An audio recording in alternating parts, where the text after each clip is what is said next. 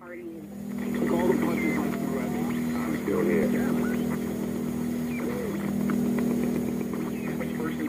negative impact of population growth is becoming appallingly evident. Heirs to an oil fortune join the divestment drive. In a highly symbolic gesture, the Rockefeller family will sell off its assets linked to fossil fuel companies. A slump in global oil prices has Saudi Arabia rethinking its near total dependence on oil revenue. We should be focusing on it, and we should be curbing our appetite for carbon-intensive products and services. But the problem is, it's got a lot of room for debate. Obviously, the Rockefellers are making this move as an environmental one, but also from an investment standpoint, this also makes plenty of business sense. You can't simply carry on business the way you're doing it now. There is a price to carbon in their future. What do you see as the biggest challenges in conservation? The growing human population.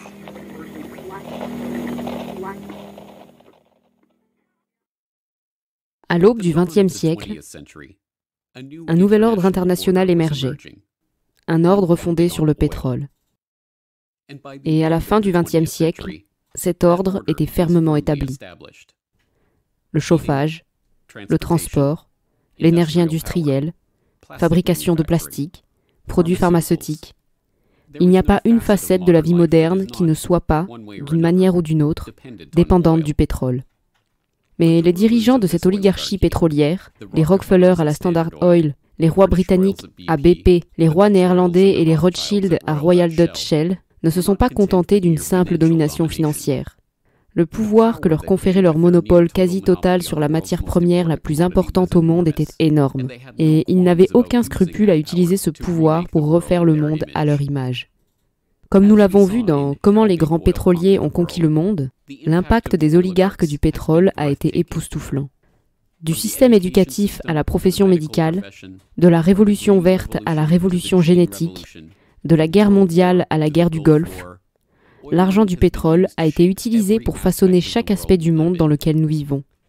Avec l'essor du pétrodollar dans les années 1970, le système monétaire international lui-même repose sur le pétrole. Mais aujourd'hui, au XXIe siècle, il semble que l'ordre ancien, l'ordre du pétrole, touche enfin à sa fin. We begin looking at a new milestone in the growing campaign for divestment from the gas, oil, and coal companies that are fueling climate change. May Bouvi, executive director of 350.org, made the announcement just before our broadcast today.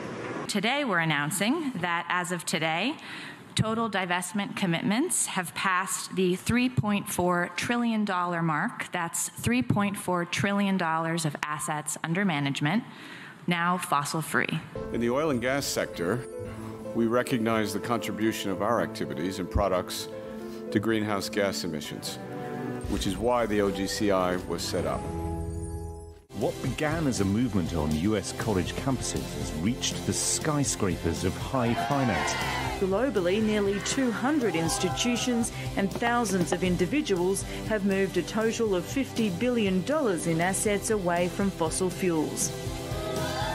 If we take our money, put it into renewables like solar panels, the world could be such a better place. Les masses, ayant identifié les oligarques du pétrole et leur emprise destructrice sur la planète, voient Big Oil décliner et ont commencé à célébrer. Pour elles, la promesse d'un avenir post-carbone représente la fin de l'oligarchie du pétrole. Ce que beaucoup de gens ne réalisent pas, cependant, c'est que l'ordre pétrolier n'a jamais porté sur le pétrole. Les oligarques du pétrole ne se souciaient pas du pétrole, mais du contrôle. Et ayant depuis longtemps dépassé leur dépendance financière à l'égard de la matière première qui leur a apporté leur pouvoir et leur richesse, ils sont à l'avant-garde de cette poussée vers l'ère post-carbone. Aujourd'hui, les oligarques du pétrole cherchent à instaurer un nouvel ordre international. Un ordre dans lequel leur contrôle est consolidé, leur plan complet, leur pouvoir incontestable. Un ordre dans lequel chaque aspect de la vie humaine, de l'énergie à l'argent en passant par le génome lui-même, est précisément ordonné et technologiquement contrôlé. Voici l'histoire de ce que les oligarques du pétrole désirent vraiment et de la manière dont ils comptent y parvenir.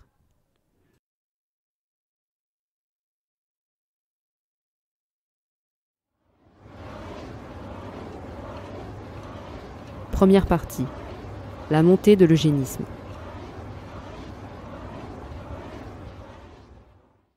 Dhaka, 1963. C'est un jour comme les autres à Dhaka.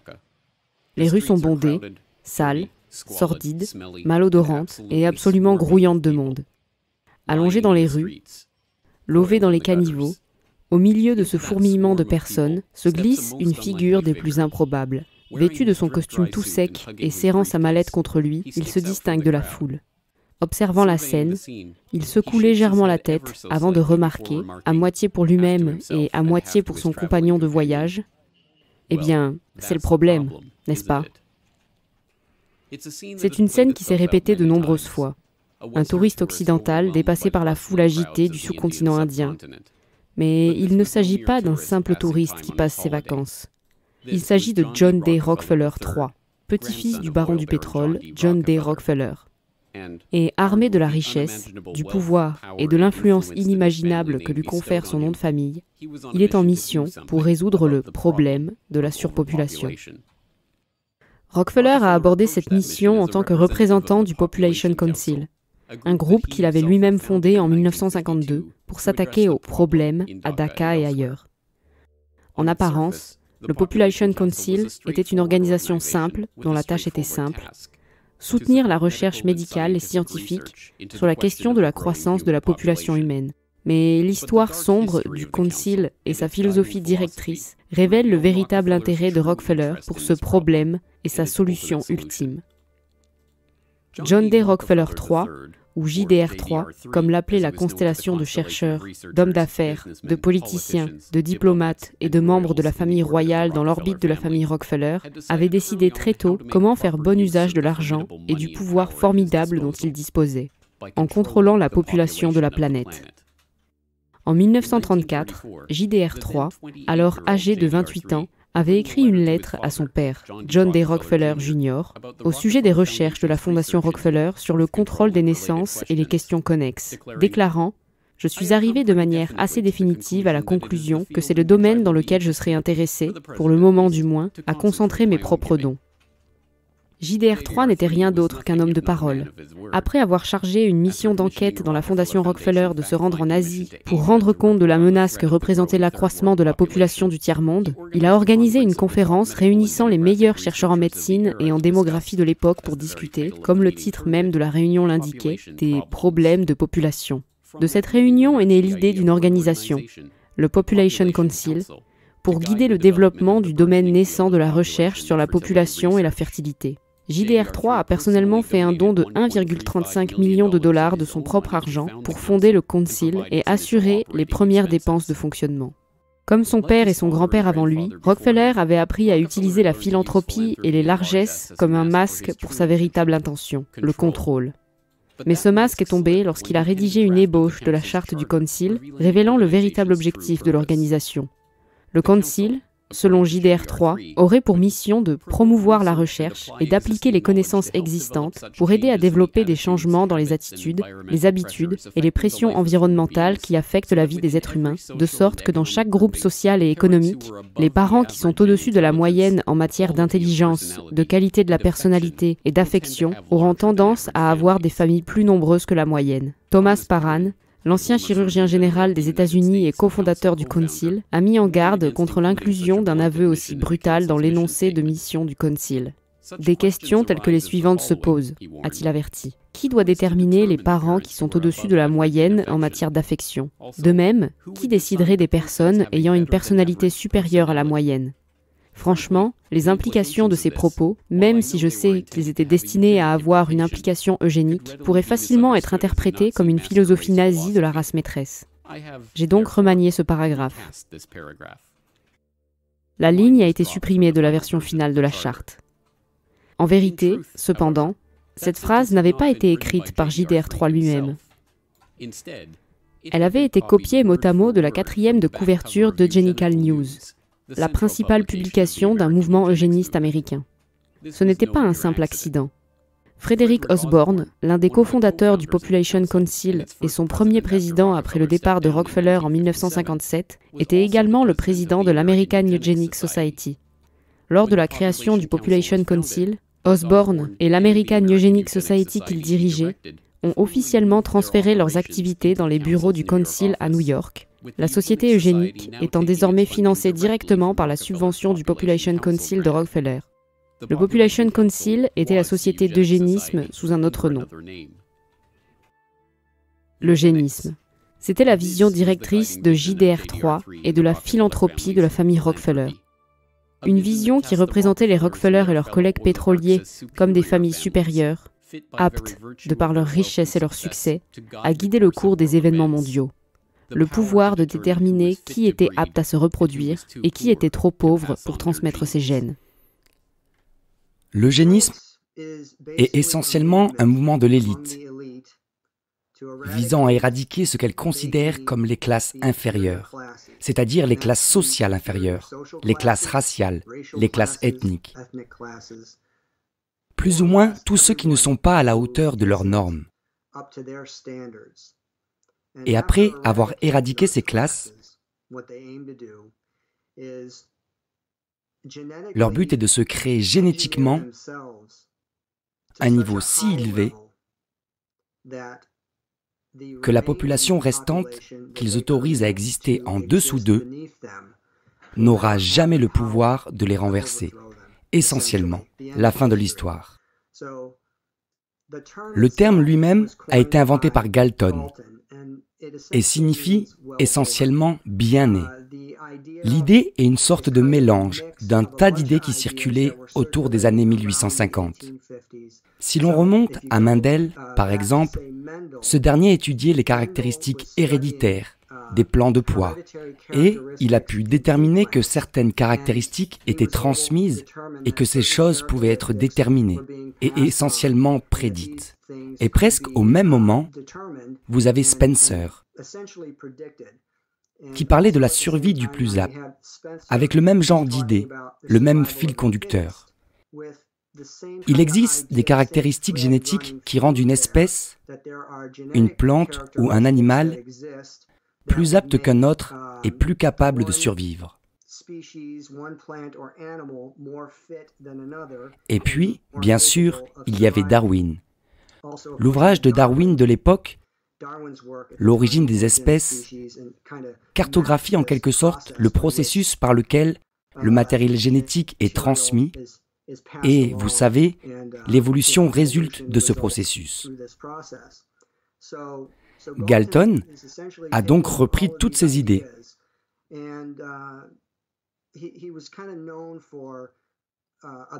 Et il était connu pour observer et identifier des modèles. Et ce qu'il a fait essentiellement, c'est qu'il a commencé à avoir l'idée qu'en étudiant les caractéristiques humaines, il pouvait, s'il le voulait, créer des êtres humains supérieurs. Obsédés par la reproduction de l'hérédité familiale, les eugénistes pensaient que ce n'étaient pas seulement les caractéristiques physiques comme le poids ou la taille qui étaient déterminées par la lignée familiale, mais aussi les caractéristiques sociales, comme l'intelligence ou la conscience, voire la criminalité. Si vous êtes pauvre, c'est parce que vous venez d'une lignée pauvre. Si vous êtes criminel, c'est parce que votre lignée familiale l'est.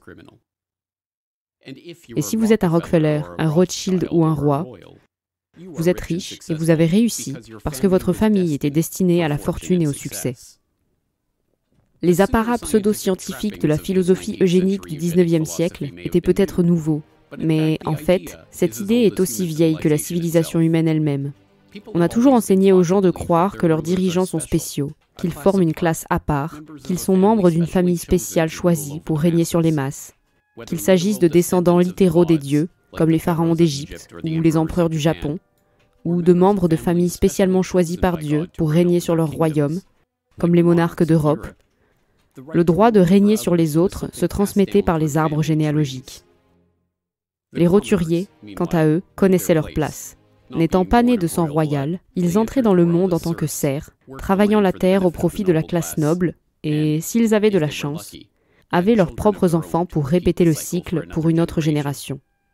Mais l'effondrement du féodalisme médiéval a donné naissance à une classe marchande nouvellement riche, Le développement de la méthode scientifique a remis en question des siècles de dogmes religieux. La diffusion de la philosophie des Lumières a entraîné le renversement des monarques et l'essor de la démocratie. Et la révolution industrielle a ouvert la voie à l'ascension des barons voleurs et à la création de nouvelles grandes fortunes familiales. À la fin du XIXe siècle, alors que les oligarques du pétrole en Amérique et en Europe commençaient à consolider leurs richesses, une nouvelle justification de la domination de la société par les élites était nécessaire.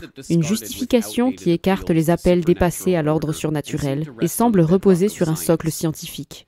Une idée qui pourrait expliquer comment les nouveaux riches, comme les Rockefeller et les Rothschild, se sont hissés à des postes de premier plan dans la société, aux côtés des anciennes dynasties royales d'Europe. L'eugénisme correspondait parfaitement à cette idée. La réponse était dans leur gène. Eh bien, je pense que cette idée eugénique, qui découle de la survie du plus apte, donne presque une excuse scientifique à certaines des actions les plus inhumaines et les plus horribles qui aient jamais été entreprises par l'humanité et qui se sont ensuite manifestées. L'idée de contrôler les gens en contrôlant la reproduction, la capacité de reproduction, l'accès aux partenaires et d'autres choses de ce genre est vieille de plusieurs milliers d'années. L'eugénisme s'est imposé à la fin des années 1800, avec des gens comme les Darwin, les Wedgwood et les Huxley. Plus précisément Thomas H. Huxley, connu comme le bulldog de Darwin. Ces idées d'eugénisme ont donc pris un nouvel essor à la fin du XIXe siècle et au début du XXe siècle. Elles ont été adoptées par les mêmes familles que les barons voleurs, financées par le réseau bancaire Rothschild, ainsi que par la société fabienne socialiste, qui comptait beaucoup des mêmes personnes que celles qui étaient haut placées dans l'Empire britannique. Ainsi, il a refait surface dans les années 1920 et 1930, dans le cadre de campagnes de stérilisation forcée, ou si l'on pensait que vous aviez un faible QI ou que vous souffriez d'une maladie congénitale susceptible d'être transmise, vous n'aviez pas le droit de vous marier et d'avoir des enfants. L'eugénisme, bien sûr, était une pseudo-science. Lorsque Galton et ses compagnons de route ont commencé à développer la théorie, il a fallu attendre près de 100 ans pour identifier le mécanisme réel de l'hérédité, y compris les gènes et l'ADN. Au lieu de cela, ils utilisaient des termes fourre-tout, sans définition, comme faible d'esprit, pour diagnostiquer la pauvreté ou la criminalité, en affirmant qu'elle était causée par un plasma germinatif défectueux. Ils utilisaient la phrénologie pour tenter de déterminer l'expression physique de l'alcoolisme ou de la faible intelligence. Même les travaux les plus célèbres de l'ère eugéniste, comme l'étude de Henry Goddard sur la famille Kallikak, ont été largement discrédités et même répudiés par leurs auteurs.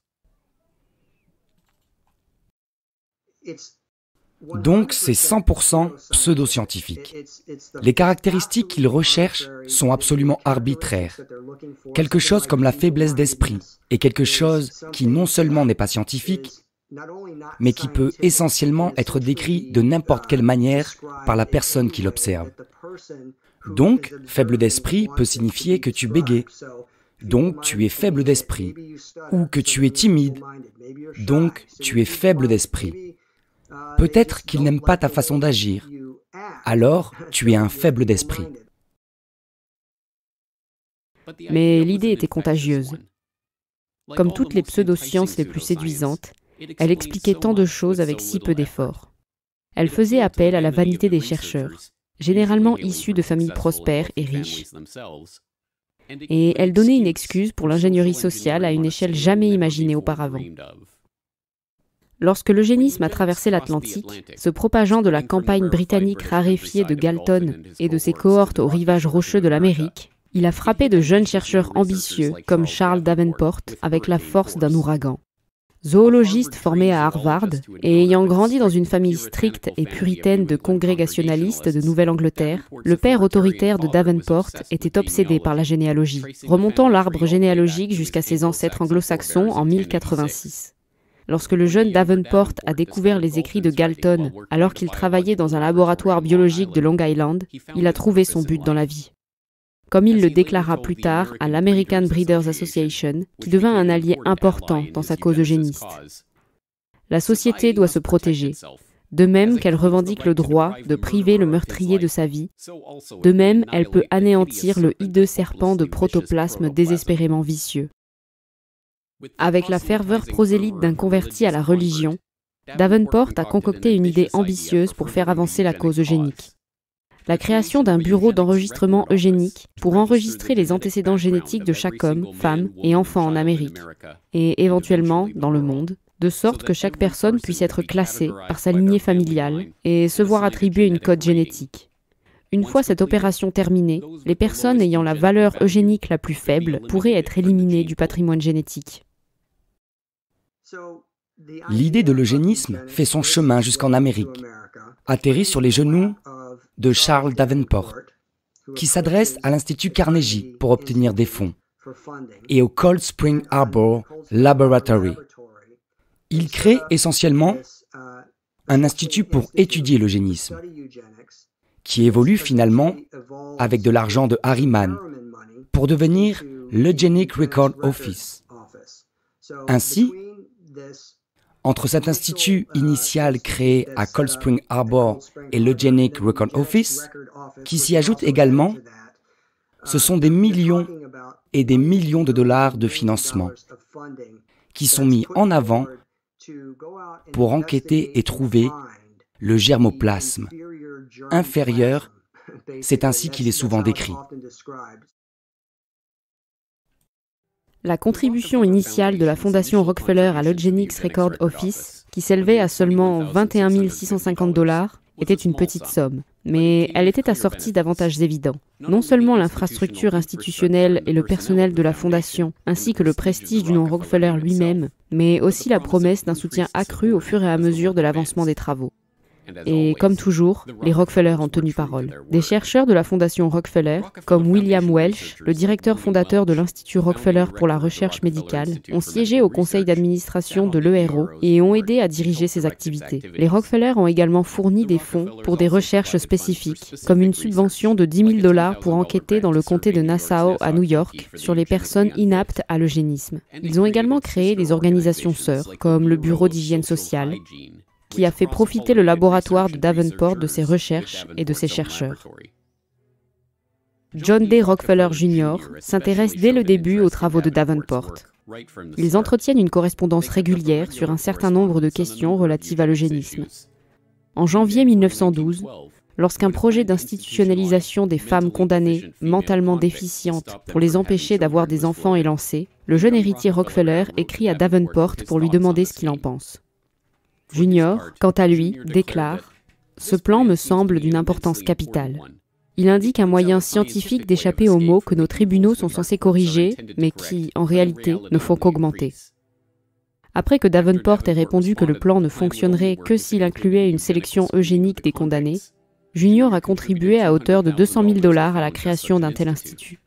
L'Institut de criminologie de New York était administré par le Bureau d'hygiène sociale de Rockefeller et son personnel était composé d'employés formés à l'Eugenics Record Office.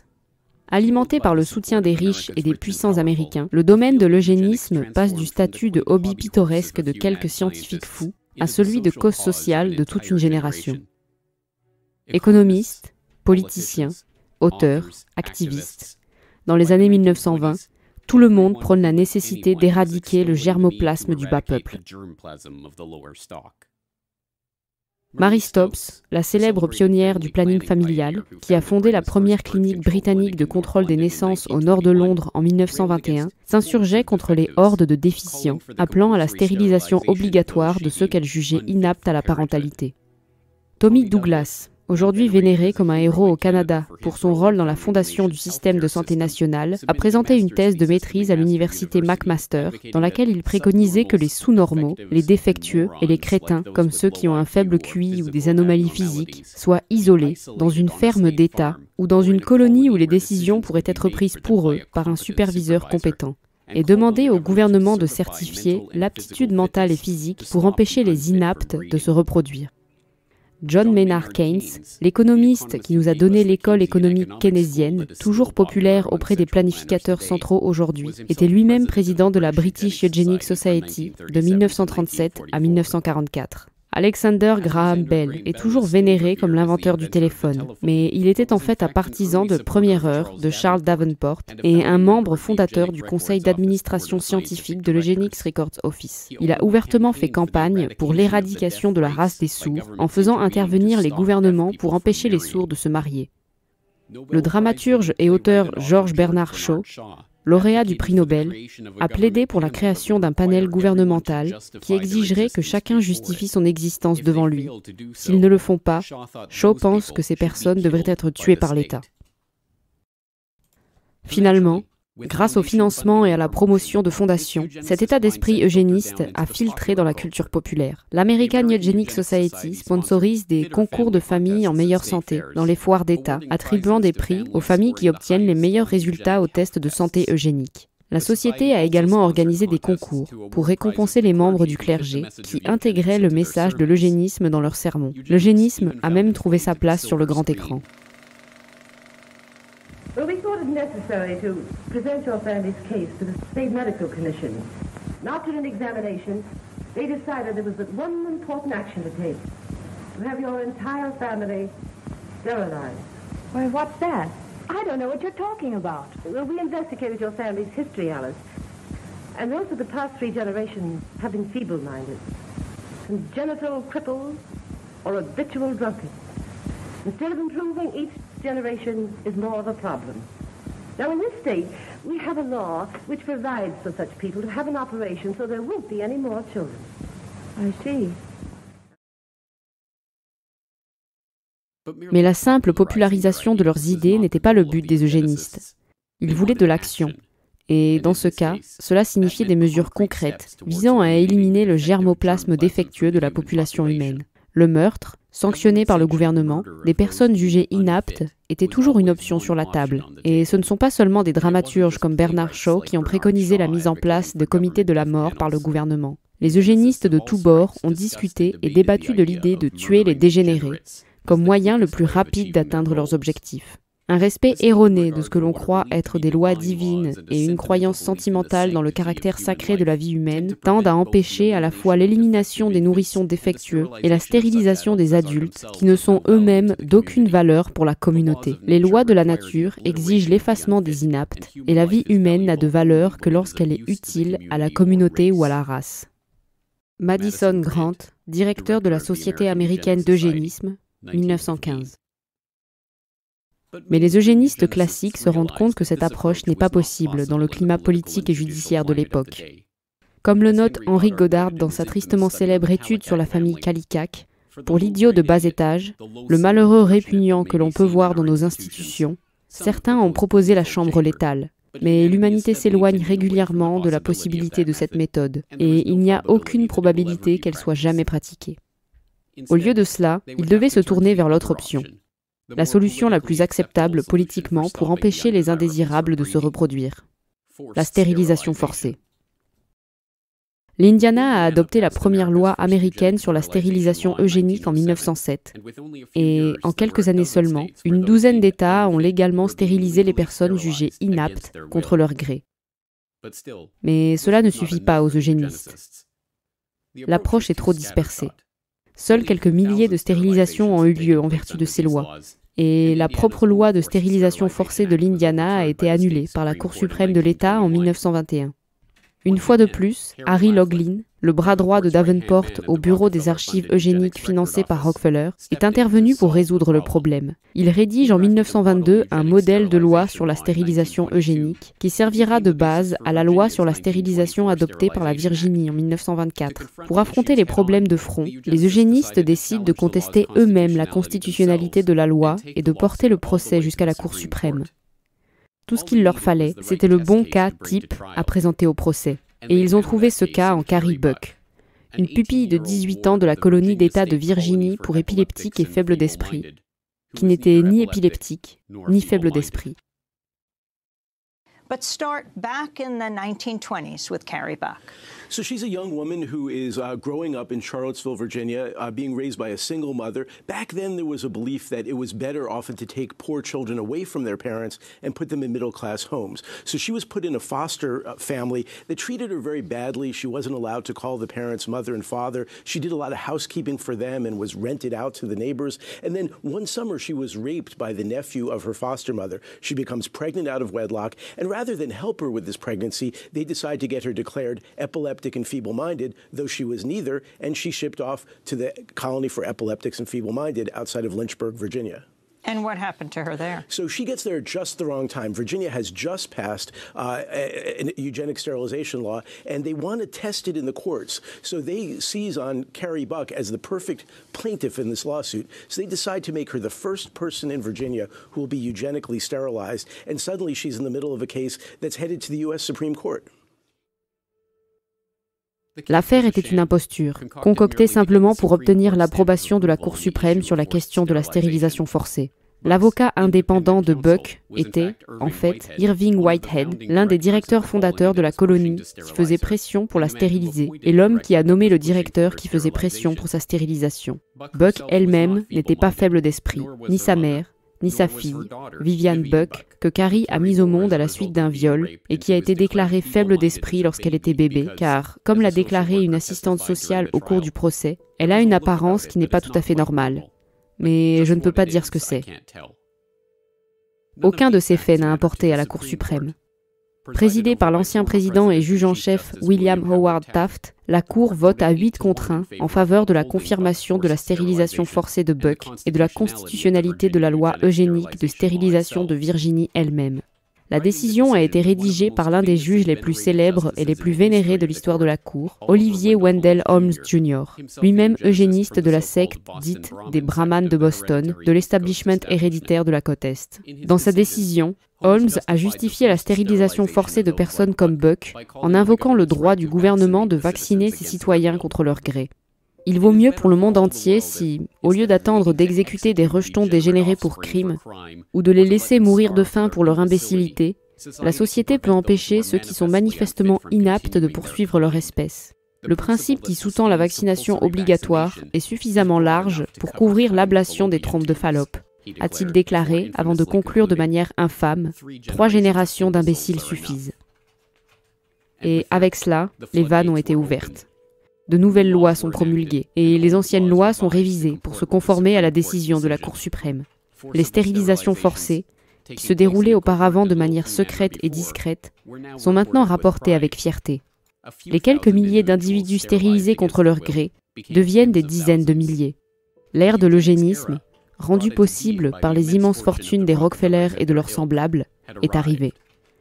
Et grâce à un coup de pouce spectaculaire des Rockefeller, elle est sur le point de devenir internationale.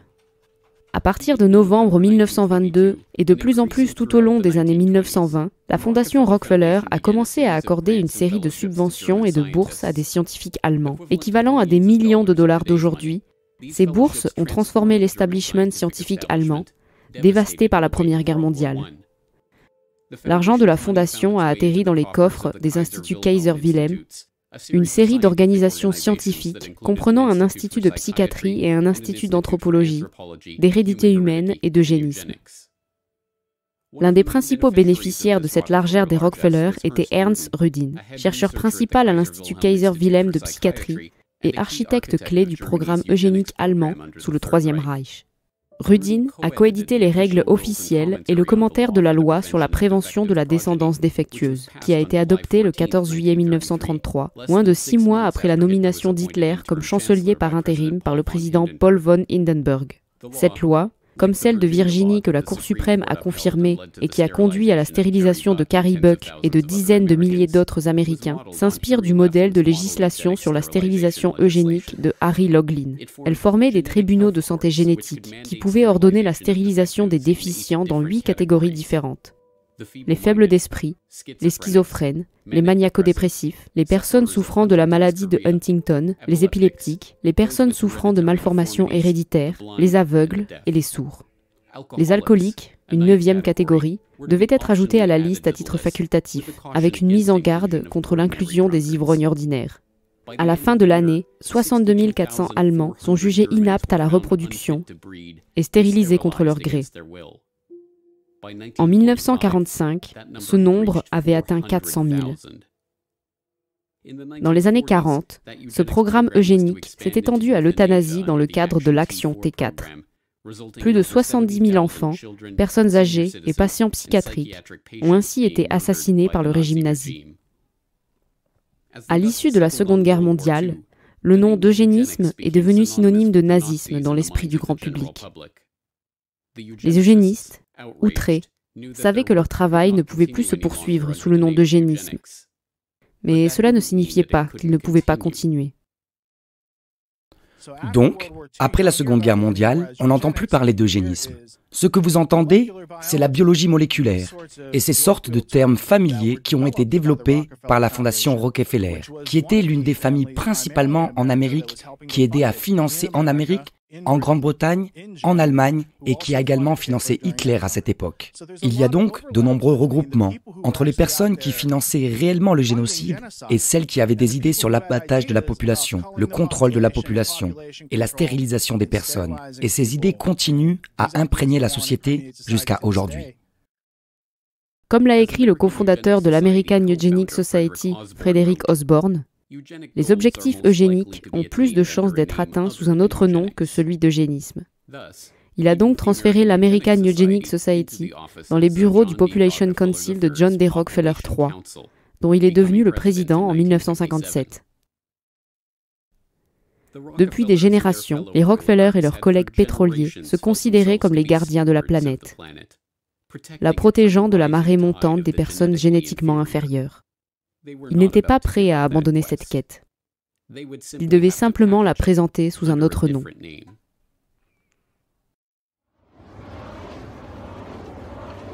Deuxième partie.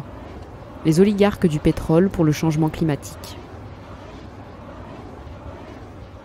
With all the evidence that we've amassed in our preparations for the Stockholm Conference, including the views of many of the world's leading scientists, I am convinced that the prophets of doom have got to be taken seriously. In other words, doomsday is a possibility. I'm equally convinced that doomsday is not inevitable. Sur le papier, il serait presque impossible de trouver un candidat moins probable comme parrain du mouvement environnemental moderne que Maurice Strong. Issu d'une famille pauvre de la campagne manitobaine, frappée de plein fouet par la Grande Dépression, Maurice Strong a abandonné ses études secondaires et a connu une ascension fulgurante vers les sommets de la richesse et de l'influence politique. Le nombre d'organisations environnementales qu'il a fondées, de conférences qu'il a présidées, de campagnes qu'il a dirigées, et de distinctions qu'il a reçues au cours de sa carrière, est encore plus remarquable. Organisateur de la conférence de Stockholm sur l'environnement, directeur fondateur du programme des Nations Unies pour l'environnement, secrétaire général du Sommet de la Terre de Rio, fondateur du Conseil de la Terre et du mouvement de la Charte de la Terre, président du World Resource Institute, commissaire de la Commission mondiale sur l'environnement et le développement, et membre du conseil d'administration d'un éventail ahurissant d'organisations, de l'Institut international du développement durable à l'Institut de l'environnement de Stockholm, en passant par l'Institut afro-américain. Mais ce qui est peut-être le plus remarquable chez Strong, cette figure omniprésente du mouvement environnemental du XXe siècle, c'est son parcours. Un millionnaire de l'Alberta lié à Rockefeller, qui partageait son temps entre les campagnes environnementales et la direction de grandes compagnies pétrolières. Pour comprendre comment cela s'est produit, il faut examiner l'histoire de l'émergence du mouvement environnemental. Dans l'après-guerre, la volonté de contrôler la population a revêtu un nouveau masque, protéger le monde de l'épuisement des ressources, de la pollution et de la catastrophe écologique. Et comme toujours, la famille Rockefeller était là pour fournir les fonds et le soutien organisationnel nécessaire pour orienter ce mouvement naissant vers ses propres objectifs. President Nixon and the United States Congress established the Commission on Population Growth and the American Future. The chairman of this unique commission is John D. Rockefeller III. It was a very broad-ranging mandate. Nobody's had one of this character before. And just from that, this question of quality of life just emerged as the seemingly key issue. But the main finding was that stabilization of some kind is clearly desirable for the country. Yes, we said that it is recognized that population cannot continue to grow indefinitely. Nobody questions that. And we said from our findings, we felt that now the nation should welcome and plan for a stabilized population. Well, the whole question of pollution, environment, and population came very much to the fore in amazingly rapid time. And President Nixon, in July 1969, made a statement to the Congress exclusively on this question. And I'd like to read just 2 sentences from that statement, as I think it's indicative of his concern in regard to the subject and his recognition of its importance here and around the world. He said, "One of the most serious challenges to human destiny in the last third of this century will be the growth of the population. Whether man's response to this challenge will be a cause for pride or for despair in the year 2000 will depend very much on what we do today." Les Rockefeller se sont joints à leurs collègues pétroliers d'outre-Atlantique pour façonner le mouvement environnemental international, notamment les rois britanniques derrière BP et les rois néerlandais derrière Royal Dutch Shell. Julian Huxley, frère d'Aldous Huxley, auteur du Meilleur des mondes et petit-fils de Thomas H. Huxley, le bulldog de Darwin, ont facilité la transition de l'eugénisme au contrôle de la population et à l'environnementalisme. Julian Huxley était un eugéniste convaincu, président de la British Eugenic Society de 1959 à 1962. Mais comme les autres eugénistes de l'après-guerre, il a compris la nécessité de poursuivre les travaux d'eugénisme, aujourd'hui discrédités, sous une autre forme. Directeur fondateur de l'Organisation des Nations Unies pour l'éducation, la science et la culture, l'UNESCO, Huxley écrit dans le document fondateur de l'agence qu'il faut trouver des moyens de rendre la cause de l'eugénisme à nouveau politiquement viable. Pour l'instant, il est probable que l'effet indirect de la civilisation soit dysgénique plutôt qu'eugénique. Et de toute façon, il semble probable que le poids mort de la stupidité génétique, de la faiblesse physique, de l'instabilité mentale et de la prédisposition aux maladies, qui existent déjà dans l'espèce humaine, s'avérera un trop lourd fardeau pour que de réels progrès puissent être réalisés. Ainsi, même s'il est tout à fait vrai que toute politique eugénique radicale sera pendant de nombreuses années politiquement et psychologiquement impossible, il sera important pour l'UNESCO de veiller à ce que le problème eugénique soit examiné avec le plus grand soin et que l'esprit du public soit informé des questions en jeu, afin que beaucoup de ce qui est aujourd'hui impensable puisse au moins devenir pensable. Huxley a trouvé le front parfait pour la réintroduction de ces idées eugéniques impensables en 1948, lorsqu'il a utilisé l'UNESCO comme tremplin pour fonder l'Union internationale pour la conservation de la nature, puis à nouveau en 1961, lorsqu'il a utilisé cette agence comme tremplin pour créer le Fonds mondial pour la nature. Aux côtés de Huxley, les cofondateurs du fonds sont non seulement le prince Bernhard des Pays-Bas, fondateur du groupe Bilderberg et ancien employé du conglomérat IG Farben, et le prince Philippe d'Angleterre, mais aussi Godfrey A. Rockefeller, de la dynastie Rockefeller. Ensemble, ils se sont engagés à mobiliser l'opinion publique et à éduquer le monde sur la nécessité de la conservation. Dans les années d'éducation, sur la pression exercée par la population humaine croissante sur les ressources de la Terre, payée par les mêmes oligarques du pétrole qui venaient de passer le siècle dernier à monopoliser l'une des ressources clés du monde, ont conduit inévitablement à une conclusion prévisible. For the first time in the history of man, an international movement is underway. The people of the nations and the nations of the world have joined together to find the answers. This building and the world's representatives hold the solution. We have seen what we've done to bring about the destruction of our Earth. Is it not the time now to cure the disease that we ourselves have created? Oui. Le remède à la maladie de l'humanité, selon la propagande financée par les Rockefeller, avec John D. Rockefeller III comme commentateur expert, devait être trouvé aux Nations Unies, dont le siège avait été si gracieusement offert par la famille Rockefeller elle-même.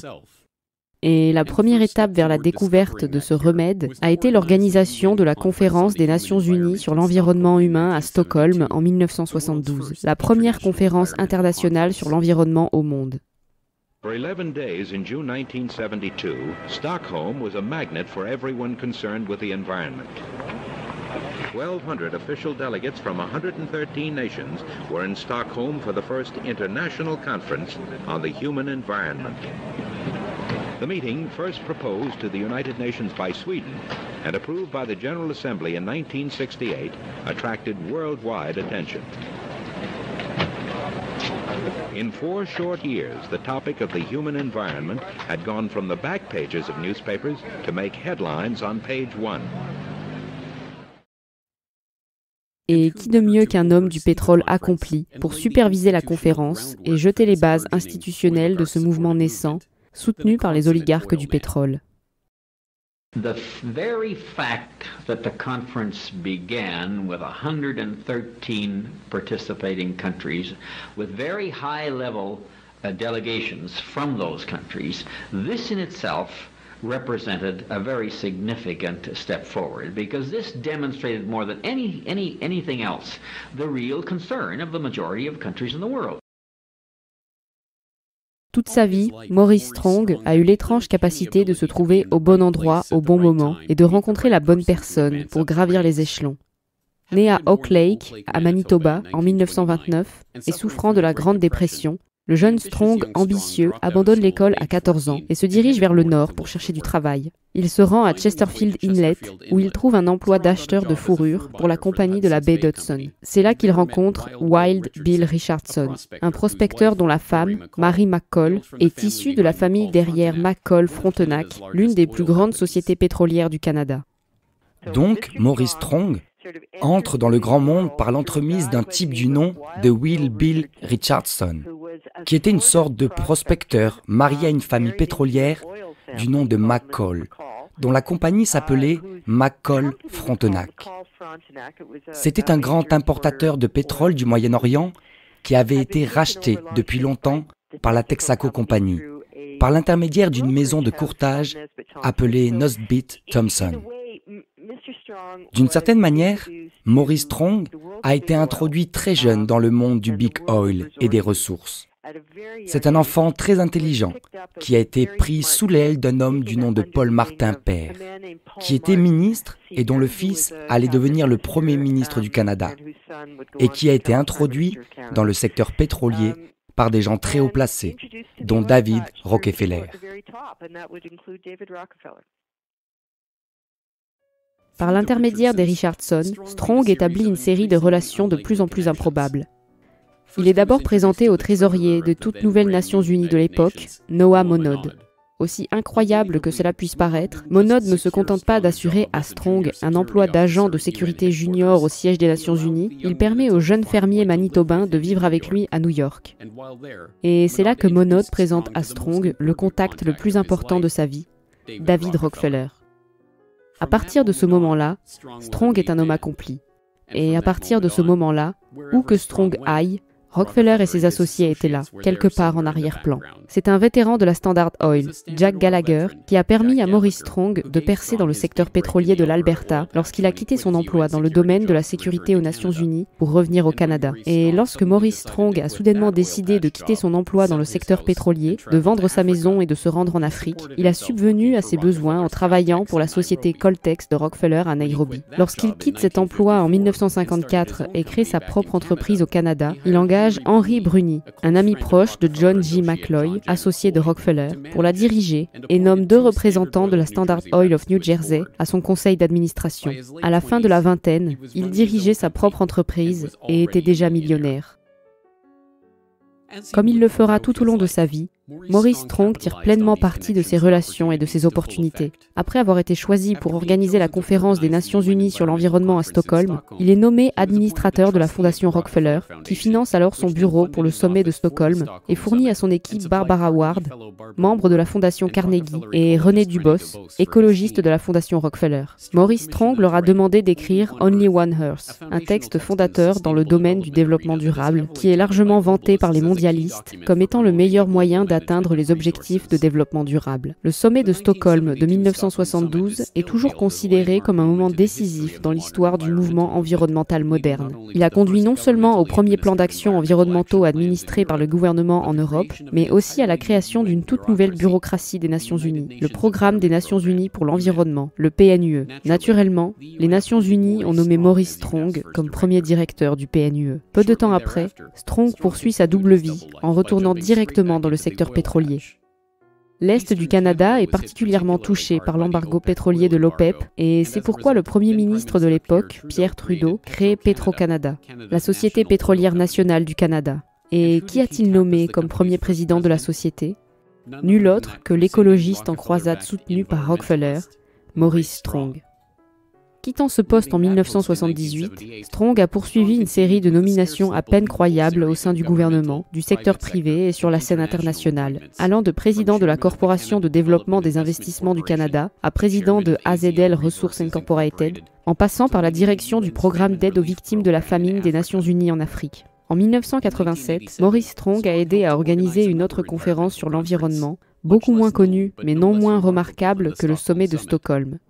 Baptisé 4e Congrès mondial sur la nature, la réunion s'est tenue à Denver, dans le Colorado, et a rassemblé Maurice Strong, David Rockefeller, Edmond de Rothschild, le secrétaire au Trésor de l'époque, James Baker, et un groupe d'autres pétroliers, banquiers, acteurs du pouvoir à Washington et mondialistes, apparemment pour parler d'environnement. Ce dont ils ont discuté en réalité était bien plus incroyable. Je suggère donc que cela soit appliqué non pas par un processus démocratique. Cela prendrait trop de temps et exigerait beaucoup trop de fonds pour éduquer la chair à canon, malheureusement, qui peuple la Terre. Il faut utiliser un programme quasi élitiste. Nous pouvons voir au-delà de nos ventres gonflés et regarder vers l'avenir, dans des délais et dans des résultats qui sont difficiles à comprendre ou qui, avec honnêteté intellectuelle, ne peuvent pas être réduits à une sorte de définition simpliste.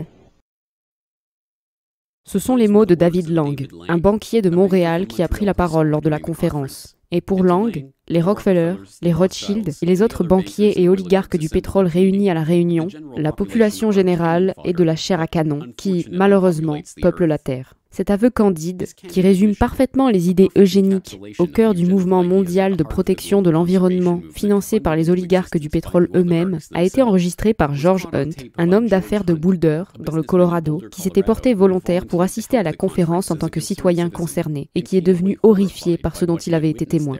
Il a publié ses propres enregistrements de la conférence au début des années 1990 afin de mettre en garde le public contre ce groupe et ses objectifs ultimes. L'enregistrement de Hunt a saisi le moment où Maurice Strong a présenté le baron Edmond de Rothschild, dont le cousin du père avait vendu les champs pétrolifères azerbaïdjanais des Rothschild à la Royal Dutch Shell en 1911, comme un pionnier du mouvement environnemental et un fondateur du concept de banque de la conservation.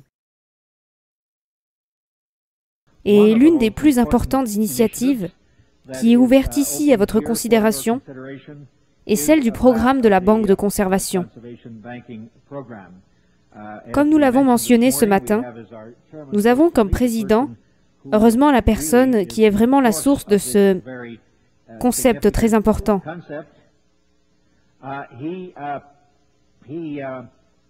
Il était l'un des fiduciaires de la Fondation internationale de la nature sauvage qui a parrainé cette réunion. Il a été au premier de ces congrès. Sa conversion aux relations entre conservation et développement économique a été un travail pionnier. Donc, il n'y a pas de meilleure personne. Il incarne dans sa propre vie cette synthèse positive entre la préservation de l'environnement d'une part et l'économie de l'autre. Et je suis simplement ravi d'avoir cette opportunité de vous présenter Edmond de Rothschild.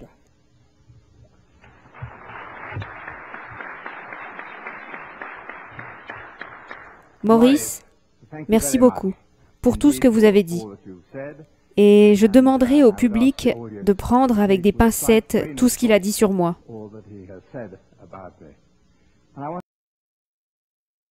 La réunion a atteint certains objectifs importants pour les oligarques du pétrole. Elle a conduit à la création de zones de nature sauvage, de vastes étendues de terrains naturels dont le public pouvait être largement exclu. Ces zones devraient être désignées et supervisées par l'IUCN, le même organisme que le président de la British Eugenic Society, Julian Huxley, a utilisé pour créer le World Wildlife Fund. Un autre objectif important de la conférence était la proposition de Rothschild pour la création d'une banque mondiale de la conservation qui fonctionnerait à un niveau supranational et coordonnerait le financement des projets de développement dans le monde entier. Les rencontres maintenant du nouveau concept d'un programme de banque internationale de conservation impliquent tous les secteurs de la communauté humaine, agences gouvernementales et intergouvernementales, les organismes publics et privés, les grandes fondations caritatives, ainsi que les individus ordinaires dans le monde entier. En réfléchissant à la manière d'atteindre le grand public, toutes les entités sociales à travers le monde, à mettre de côté, espérons-le, exempts d'impôts, une partie de leurs bénéfices pour financer notre protection de l'environnement. Mesdames et messieurs, chaque pays a ses propres problèmes, ses peuples autochtones et sa faune. La Banque de conservation internationale ne doit connaître aucune frontière, aucune limite. Cette Banque mondiale de la conservation a été présentée et finalement réalisée lors de la prochaine grande conférence de Maurice Strong, celle qui devait servir de couronnement à sa carrière improbable de croisée de l'environnement, et qui reste encore aujourd'hui l'une des pierres de touche du mouvement environnemental, le Sommet de la Terre de 1992 à Rio de Janeiro. In June 1992, the world met in Rio to discuss the fate of planet Earth. In this largest summit and very first Earth summit ever held, representatives from 166 countries, 130 heads of state, and 15,000 non-governmental organizations came together with the hopes of deciding specific agreements that would balance environmental preservation with economic needs. And my gratitude to Secretary General Maurice Strong for his tireless work in bringing this Earth Summit together. This is truly an historic gathering. There are those who say that economic growth and environmental protection cannot be compatible. The world is our garden, and together we must cultivate it. This week at Rio, we have made a start. Beyond Rio, we must continue to carry it through. We cannot be complacent unless the agreements reached here are accompanied by real commitments to significant change. Change, of course, indeed, for the human species. In my view, Your Excellencies, we simply are headed for a moment in the 21st century where the condition of our species may become terminal. Aussi utile que le 4e congrès mondial sur la nature sauvage ait été pour faire avancer le programme de Maurice Strong et des oligarques du pétrole, il ne faisait que préparer le terrain pour le sommet de la Terre de Rio. Au sommet de la Terre, Edmond de Rothschild a obtenu sa Banque mondiale de la conservation. Baptisée Fonds pour l'environnement mondial et lancée lors du sommet lui-même, elle sert de mécanisme de financement pour 5 conventions différentes des Nations Unies et fournit des milliards de dollars de financement à des projets environnementaux et de développement dans le monde entier. Ces 18 partenaires de mise en œuvre comprennent l'Organisation des Nations Unies pour l'alimentation et l'agriculture, financée par les Rockefeller, l'Union internationale pour la conservation de la nature, fondée par Huxley, le Programme des Nations Unies pour l'environnement, créé par Maurice Strong, et le Fonds mondial pour la nature, fondé par le prince Bernhard, le prince Philippe et Godfrey Rockefeller. L'une des spécialités du Fonds pour l'environnement mondial est l'échange d'aide contre nature, qui consiste à alléger la dette des pays du tiers-monde en échange de l'ouverture de leurs terres à des projets de développement environnemental. Ces projets s'accompagnent de coûts de transaction pouvant atteindre 5%, payés aux entrepreneurs qui gèrent et dirigent les investissements, et non aux habitants, qui, comme les aborigènes de l'île de Palawan, sont chassés de leurs terres et effectivement rayés de la carte.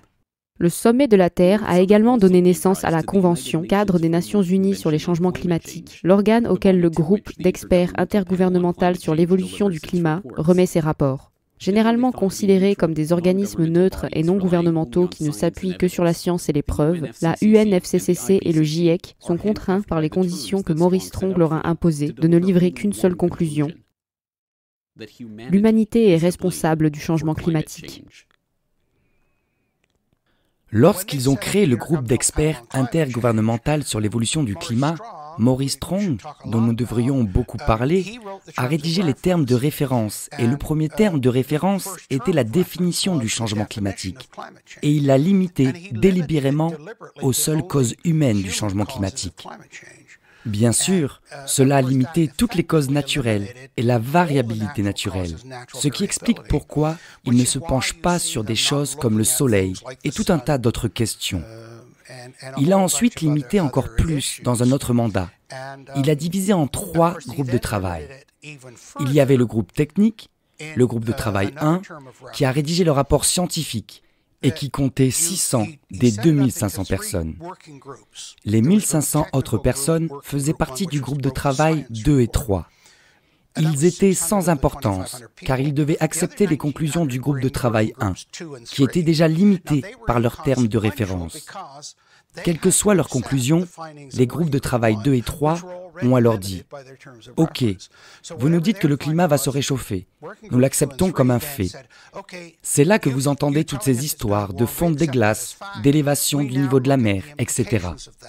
Donc, en réalité, la majorité du rapport de 1900 scientifiques accepte sans discussion les conclusions du premier groupe. La majorité du rapport de 1900 scientifiques accepte donc sans conteste les conclusions du premier groupe.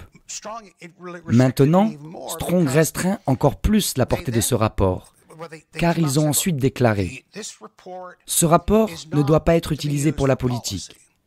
Mais ils ont ensuite créé le résumé pour les décideurs, ce qui est une contradiction absolue. Le résumé à l'intention des décideurs est rédigé par un groupe complètement distinct et il est indépendant du rapport scientifique. Le rapport scientifique est terminé et mis de côté. Le résumé pour les décideurs politiques est rédigé et distribué aux médias, mais les règles, les termes de référence que Strong a définis, stipulent que le résumé pour les décideurs politiques retourne aux personnes chargées du rapport scientifique et leur dit de s'assurer que leur rapport scientifique est en accord avec ce que nous avons mis dans le résumé. Un autre produit du sommet de la Terre de Rio a été la Charte de la Terre, un document quasi religieux que Mikhail Gorbatchev, qui a participé à la rédaction du texte avec Maurice Strong, a qualifié de remplacement des 10 commandements et qui visait à inaugurer une ère de culte de Gaïa et de responsabilité mondiale, déclarant que des changements fondamentaux sont nécessaires dans nos valeurs, nos institutions et nos modes de vie. Le document conseille ensuite de créer un mode de responsabilité partagée envers la communauté de la Terre avant de conclure. Afin de construire une communauté mondiale durable, les nations du monde doivent renouveler leur engagement envers les Nations Unies, remplir les obligations en vertu des accords internationaux existants et soutenir la mise en œuvre des principes de la Charte de la Terre avec un instrument international juridiquement contraignant sur l'environnement et le développement. La Charte de la Terre est l'un des produits dérivés du premier sommet de la Terre. J'ai publié la Charte de la Terre dans l'annexe de mon livre, Technocracy Rising, The Trojan Horse of Global Transformation, juste pour que les gens puissent voir de leurs propres yeux ce qu'elle dit. C'était un document qui était comme un pacte avec le monde. C'était un document très religieux et humaniste, qui tentait d'unifier le monde en un seul concept de mondialisation. C'était un document très précis qui a été signé. L'histoire remonte à avant cela, mais il a finalement été signé parce que presque toutes les nations aux Nations Unies et le principal auteur de la Charte de la Terre était Stephen Rockefeller. Et donc, les Rockefeller ont compris très tôt que non, ce n'est pas seulement le système économique, et ce n'est pas nécessairement le système de contrôle politique. Nous devons aussi prendre en compte une croyance religieuse, que nous pouvons utiliser pour faire croire aux gens que ce que nous faisons est pour leur bien. Ce à quoi les oligarques du pétrole travaillaient depuis des décennies, et ce qu'ils ont réalisé à Rio en 1992, c'est l'achèvement de la transformation de la philosophie eugénique, qui est passée d'un discours sur la stérilisation des faibles d'esprit à une compréhension populaire de l'humanité comme un cancer qu'il faut éliminer pour que la Terre vive. Désormais, le devoir était de réduire l'empreinte carbone et de diminuer la population au nom du sauvetage de la planète. Mais enveloppé dans ce nouveau vocabulaire et accompagné d'une campagne publicitaire tendance, omniprésente et bien financée, le résultat final ressemblait remarquablement à l'eugénisme d'autrefois. A new study from Lund University in Sweden says the single best way to cut your carbon footprint, assuming you want to, is simply to refuse to reproduce. Deleting some humans from existence, they say, saves far more carbon than, I don't know, being a vegetarian, riding a bike to work, not boarding an airplane. There is a study that says, well, actually, if we reduced global fertility by half a child per woman, that you could maybe do that. It would go a long way, but it would reduce like a big chunk, a fifth to a quarter of all carbon emissions needed to avoid that tipping point. So should we have policies that penalize people for having extra kids in the developed world? So I do think that we should at least consider it. Well, at least consider it is like do it. In the push to reduce global warming, children, according to some, are the new culprits. A think tank in the UK says too many kids are what's making the planet worse, saying large families, anything over 2 children really, should be frowned upon as an environmental no-no. Et sans que le public ne s'en aperçoive, les oligarques du pétrole ont pu s'envelopper dans ce nouveau drapeau pour apparaître non pas comme les descendants milliardaires de l'industrie pétrolière qui ont fait fortune en pillant la terre et en s'accaparant ses richesses, mais comme des écologistes en croisade qui vont sauver la planète de la chair à canon, peuple malheureusement la terre. The negative impact of population growth on all of our planetary ecosystems is becoming appallingly evident. So we have been members of the IPCC, we have authored many of their papers, we have peer-reviewed all their papers. So we have been engaged in the understanding of the evolution of our understanding of climate change for decades. At Saudi Aramco, we strive to continually reduce the environmental impact of our operations, from oil well to consumer, and our support for the Oil and Gas Climate Initiative that strives to be a catalyst for practical action on climate change through collaboration on technology and best practices. We have a common reason. We care about environment. We think that together we can do better. We have the competencies, we have the strength, we have the tools to do good things in this field. Technology that will be developed through this investment fund of $1 billion will help us in the long term to reduce emissions. We want to build an ecosystem of innovation on this issue, working together.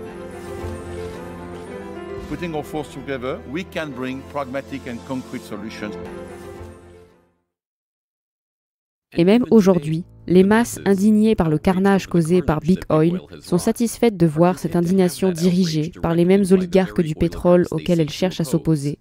Ces mêmes oligarques du pétrole qui financent et soutiennent discrètement leur mouvement environnemental dans les coulisses et le dirigent même de l'avant.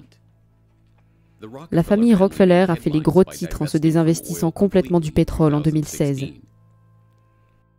The Rockefellers, heir to an oil fortune that made the family name a symbol of American wealth, believe they're doing their namesake proud by getting out of oil. Fund director Stephen Hines spoke reverently of oil tycoon John D. Rockefeller in a statement. We are quite convinced that if he were alive today as an astute businessman looking out to the future, he would be moving out of fossil fuels and investing in clean, renewable energy. David de Rothschild est l'un des leaders photogéniques du mouvement environnemental. Surnommé Plastic Jesus pour ses cascades publicitaires et ses séances de photos en se faisant passer pour un écologiste inquiet, David de Rothschild, un descendant de la famille bancaire milliardaire qui a accru sa fortune grâce à ses avoirs dans les champs pétrolifères d'Azerbaïdjan et qui investit toujours dans le pétrole par le biais d'entreprises comme Genie Energy, passe maintenant son temps à faire des conférences au public sur la façon dont leur mode de vie tue les ours polaires.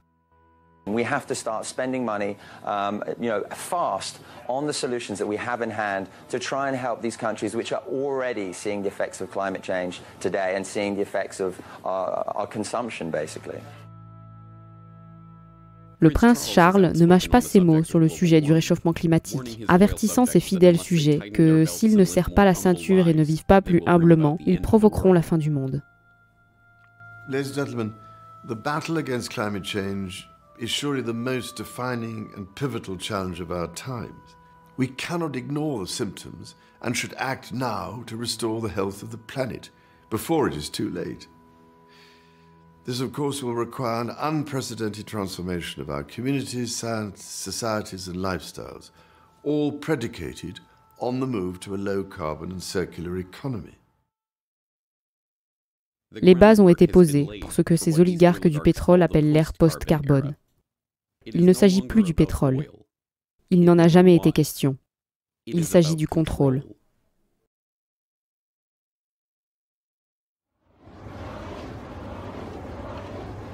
Troisième partie. L'agenda, la technocratie.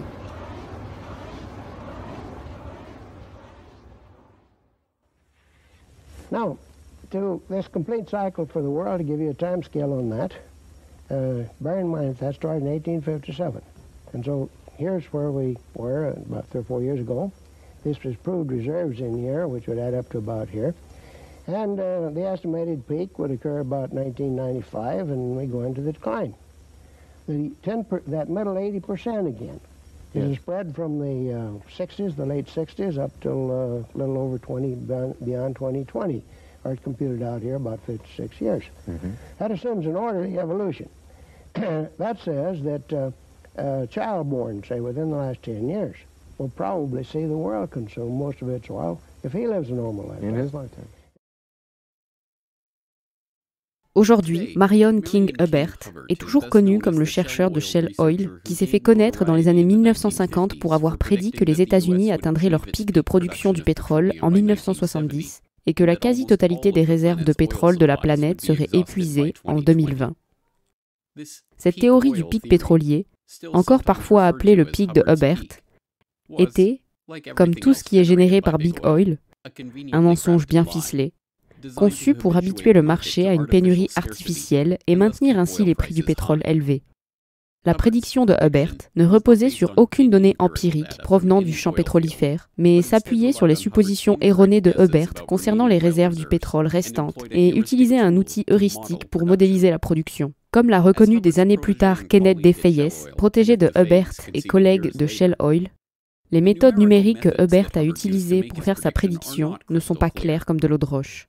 Aujourd'hui, 44 ans plus tard, je pense que Hubbert, comme tout le monde, est d'abord arrivé à sa conclusion, puis a cherché des données brutes et des méthodes pour étayer sa conclusion. Peu avant sa mort en 1989, Hubbert a lui-même admis que lorsqu'il avait montré son article sur le pic pétrolier au directeur général de Shell avant de le présenter à ses collègues, le directeur lui avait dit de ne pas exagérer avec ses estimations des réserves de pétrole, en pointant spécifiquement L.G. Weeks, un géophysicien rival qui avait estimé que les réserves étaient beaucoup plus élevées, et donc que la menace imminente de sous-approvisionnement et la nécessité de prix élevés du pétrole étaient beaucoup plus faibles. Mais bien que l'on se souvienne aujourd'hui de Hubbert presque exclusivement pour sa thèse sur le pic pétrolier, il était en fait impliqué dans un projet beaucoup plus vaste, qui a duré toute une vie, en aidant à codifier et à incorporer un mouvement qui, tout comme l'eugénisme, était extrêmement populaire il y a près d'un siècle, est tombé en disgrâce dans la société polie, et se poursuit pourtant aujourd'hui sous d'autres noms.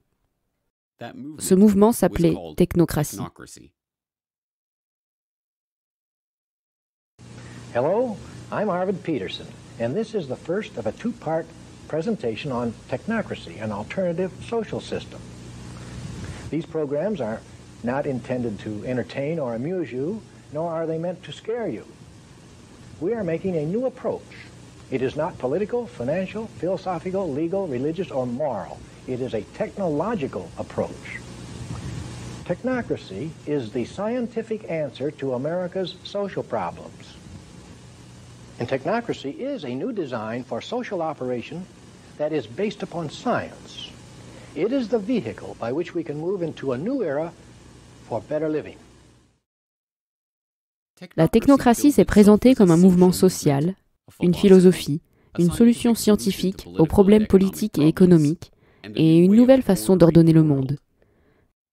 Mais à la base, c'est l'idée d'un nouvel ordre économique international, conçu et géré dans les moindres détails par une poignée de personnes, les technocrates.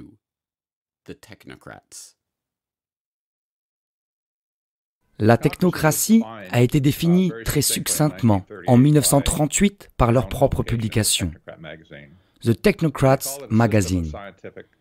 Ils l'appellent un système de société d'ingénierie scientifique. Ils se voyaient comme une fusion entre les sciences dures et les sciences sociales, ce qui est vraiment un oxymore.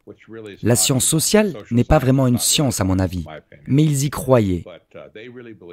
Ils pensaient donc pouvoir appliquer à la société la méthode scientifique qu'ils utilisent dans les sciences dures. Ils croyaient également qu'ils étaient les seuls à pouvoir diriger correctement la société. Suite à l'arrivée de la technologie qui a changé le tissu social, ils ont détesté les politiciens. Ils ont détesté l'établissement, l'organisation de la société telle qu'elle est parce qu'elle n'était pas efficace. Elle n'était pas basée sur la conservation, si vous voulez, pour conserver les ressources. Ils ont donc pris sur eux de définir le modèle économique qui remplacerait le capitalisme et la libre entreprise. Et c'est exactement ce qu'il a été, un remplacement du système économique. S'inspirant de l'appel d'Henri Saint-Simon en faveur d'un système socialiste organisé de manière scientifique, du positivisme et de l'humanisme séculaire d'Auguste Comte, ainsi que des principes de gestion scientifique proposés par Frédéric Taylor, le mouvement technocratique a émergé du même environnement de progressisme, de positivisme et de darwinisme social qui a donné naissance à l'eugénisme. De même que les eugénistes croyaient que la race humaine pouvait être améliorée par une reproduction sélective contrôlée et administrée par un petit groupe de scientifiques et leurs bailleurs de fonds milliardaires, de même les technocrates croyaient qu'ils pouvaient améliorer les conditions sociales et économiques de l'humanité en contrôlant et en administrant la société. Et, heureusement pour les oligarques du pétrole, les technocrates allaient améliorer le monde en remplaçant l'argent par des certificats d'énergie. Dirigé par l'excentrique économique et sociologue révolutionnaire Thorstein Veblen, le mouvement technocratique qui s'est formé autour de la New School for Social Research et de la Technical Alliance de Veblen a attiré aussi bien des ingénieurs et des chercheurs sérieux comme King Hubbert et Buckminster Fuller que des excentriques comme Howard Scott. Scott, un homme mystérieux aux origines incertaines, s'est établi à New York à la fin de la Première Guerre mondiale et a été considéré comme un ingénieur bohème. En 1920, il travaille pour les Wobblies en tant que directeur de recherche et l'année suivante, il fonde la Technical Alliance, un groupe d'ingénieurs et de scientifiques centré sur l'Université de Columbia et qui, en tant que précurseur du mouvement de la technocratie, plaide pour une société dirigée par des scientifiques et des ingénieurs. En 1932, le charismatique et beau parleur Scott réussit à se lier à Walter Rothenstrock, professeur à Columbia et fondateur du département d'ingénierie industrielle de l'université. Ayant un intérêt commun pour la technocratie, les deux hommes deviennent amis et alliés. C'est par l'intermédiaire de Rothenstrock que Scott a pu demander au président de Columbia, Nicholas Murray Butler, la permission d'utiliser les installations de l'université. Butler, toujours à l'affût de ce qui se fait de mieux en matière de progressisme, est séduit par les idées technocratiques. Et bientôt, le Committee on Technocracy de Scott fonctionne dans le sous-sol de Hamilton Hall. Lorsque Butler a laissé entendre que la prochaine grande idée était en train d'être élaborée dans les sous-sols de son université, la technocratie a fait sensation. La presse en fait l'éloge, Scott devient un conférencier recherché, et il y a même une danse qui porte le nom du mouvement. C'est à Columbia que Scott a rencontré King Hubbert, et les deux, couple improbable de chercheurs sérieux et de révolutionnaires excentriques, se sont immédiatement entendus. Leur séjour à Columbia était sur le point de s'achever brutalement, mais leur association allait durer des décennies et donner naissance à des idées qui allaient finir par transformer le monde. La technocratie a vraiment été reconnue quand il était à Columbia. Nous en reparlerons dans une minute. Ils n'y sont pas restés très longtemps, car il s'est avéré que l'un des promoteurs de la technocratie, Howard Scott, était un imposteur. Il était en quelque sorte le principal porte-parole du mouvement et il a gonflé son curriculum vitae, comme tant de gens le font aujourd'hui, malheureusement. Il a gonflé et il a essentiellement menti sur son passé et son parcours éducatif. Et ils ont tous supposé qu'il avait un diplôme d'ingénieur avancé ou autre et qu'il connaissait tous les mots à la mode. Mais un journaliste malin a fait des recherches sur lui et a dit « Je ne trouve pas où ce type a été diplômé. » Et quand Columbia a découvert que le type était un imposteur, ils ont réalisé que, l'ego de Butler a été impliqué et il a dit « Mec, ces gens se sont joués de moi. » Et donc, il les a tous virés. Juste, boum, il les a jetés dehors. Il a dit « Sortez de mon bâtiment. » Et ils sont tous partis et se sont dispersés. Les technocrates qui restaient à Columbia, et il y en avait plusieurs qui étaient professeurs à Columbia à l'époque, ont simplement fermé leurs lèvres, se sont tus, sont retournés au travail, se sont dit « Je veux garder mon travail. Je vais juste ne plus jamais mentionner la technocratie. » Cela ne voulait pas dire qu'ils avaient cessé d'y croire, mais ils n'en ont pas parlé pendant très, très longtemps à Columbia. Disgracié, expulsé de Columbia, et avec le comité de la technocratie dissous presque aussi vite qu'il s'était formé, Scott s'est retrouvé au plus bas, sans le sou et avec une vieille dette qu'il a rattrapée. Il n'avait qu'une seule personne sur laquelle il pouvait compter, King Hubbert. Hubbert a laissé Scott vivre dans son appartement de Greenwich Village et a payé de sa poche pour déposer les articles de constitution de Technocracy Inc., une nouvelle organisation de membres qui appliquerait les principes de la technocratie. La première étape, bien sûr, était de définir précisément ce qu'étaient ces principes. Hubbert s'est mis au travail en rédigeant le cours d'études de la technocratie, la Bible du mouvement de la technocratie. Il y expose la vision d'une abondance de richesses physiques à l'échelle continentale, à l'usage de tous les citoyens continentaux, qui, prévient-il, ne peut être accomplie que par un contrôle technologique continental, une gouvernance de la fonction, une technate. Le système technocratique devait être structuré autour d'un nouveau paradigme monétaire, basé non pas sur des dollars et des centimes, mais sur des certificats d'énergie représentant les dépenses énergétiques nettes de la nation. Ces certificats seraient libellés en joules et émis sur la base d'un budget énergétique net, jugé approprié par les scientifiques de l'État technocratique. Les citoyens recevraient une part égale des certificats de la nation et feraient leurs achats avec ceux-ci. Et les informations sur ces achats seraient relayées à l'organisme central de planification pour analyse. Grâce à cette méthode, les technocrates pourraient, selon les termes d'un partisan, créer une charge thermodynamiquement équilibrée de production et de consommation, supprimant ainsi le chômage, la dette et l'injustice sociale. Dans le cours d'études sur la technocratie, Hubbert, en bon technocrate, a exposé les conditions exactes qui devaient être réunies pour que cette vision se concrétise. Selon lui, la technocratie nécessiterait que toute la consommation d'énergie et toutes les dépenses de consommation de la nation soient calculées et enregistrées de manière continue et instantanée. Un inventaire 24 heures sur 24 et 7 jours sur 7 de toute la production et de la consommation, un registre complet de tous les produits disponibles à la vente, où ils ont été produits, combien d'énergie a été dépensée pour leur production et où et quand ils ont été vendus. Et enfin, un enregistrement spécifique de la consommation de chaque individu, plus un enregistrement et une description de l'individu. La vision de Hubbert n'était pas seulement celle d'une société totalitaire dans laquelle chaque détail de chaque interaction était enregistré et rapporté à une autorité centrale, mais pour les années 1930, le concept de registre continuellement et instantanément mis à jour de chaque bien dans l'économie n'était pas seulement audacieux, mais à la limite de la folie. Néanmoins, après avoir souffert de la Grande Dépression, le peuple américain était prêt à écouter toutes les idées pour remplacer le système actuel, qui avait si manifestement échoué, même les plus farfelus. Technocracy Inc. a attiré des adeptes, qui se comptaient par dizaines de milliers plus tard dans la décennie. Mais les manières excentriques de Scott, qui obligeaient ses membres à le saluer en public et prononcer des discours radiophoniques décousus, ont finalement conduit à la longue et lente perte de pertinence du mouvement. Hubbert n'a jamais rejeté le concept de technocratie, mais lorsqu'il a rejoint Shell en tant que chercheur, il a démissionné de son poste au conseil d'administration de Technocracy Inc. et a évité de mentionner directement l'organisation. Les technocrates avaient esquissé les contours d'une société complètement ordonnée et contrôlée, une société dans laquelle l'énergie est la mesure fondamentale de la valeur et où toute consommation et production est méticuleusement analysée par une autorité centrale. Technocracy Inc. existe encore aujourd'hui. Mais le langage et la pensée des technocrates ont, comme l'eugénisme, subi une métamorphose. Et tout comme l'eugénisme, le nom a peut-être sombré dans l'obscurité, mais l'idée perdure entre les mains des oligarques du pétrole. Would you live in a greener lifestyle if you could make money from it?